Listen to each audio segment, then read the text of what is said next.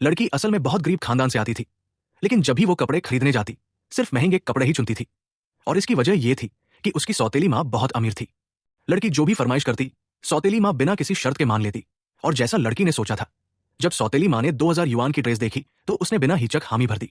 लालची लड़की ने इस मौके का पूरा फायदा उठाया और एक ही बार में ढेर सारे कपड़े और जेवर खरीद लिए। लेकिन जैसे ही पेमेंट के बाद वे मॉल से बाहर निकले, अचानक अलार्म बज उठा। स्टाफ ने कहा कि ड्रेस और हार का पैसा अदा नहीं किया गया है। लड़की ने हैरानी से सौतेली माँ से पूछा कि उसने पेमेंट क्यों नहीं किया, तो औरत ने पलटकर कहा कि तुम मेरी सगी बेटी नहीं हो, फिर मैं तुम्हारे खर्चे क्यों उठाऊं। और इतना कहकर वो अपनी असली बेटी को साथ लेकर घमंड से वहां से चली गई। उस वक्त लड़की को जरा भी अंदाजा नहीं था कि उसके सामने खड़ी ये औरत असल में दोबारा जिंदगी पा चुकी थी।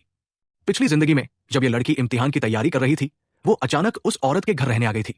और अपने मरहूम शौहर की इज्जत में औरत ने उसे पनाह दी, उसके लिए महंगे से महंगे ट्यूटर रखे और दिल से उसकी परवरिश की। उसी परवरिश की बदौलत सौतेली बेटी और उसकी सगी बेटी दोनों का दाखिला टॉप यूनिवर्सिटी में हो गया। दाखिले की दावत वाले दिन पत्रकारों ने औरत को घेर लिया और उसकी परवरिश की तारीफ करने लगे। लेकिन तभी लड़की ने अचानक एक डायरी निकालकर सबके सामने इल्जाम लगा दिया कि औरत उसके साथ जुल्म करती थी। औरत को सफाई देने का मौका भी नहीं मिला कि गुस्साए रिश्तेदारों ने उसे घेर लिया और बेरहमी से धक्का दे दिया, जिससे वो मेज से टकराकर वही बेहोश हो गई।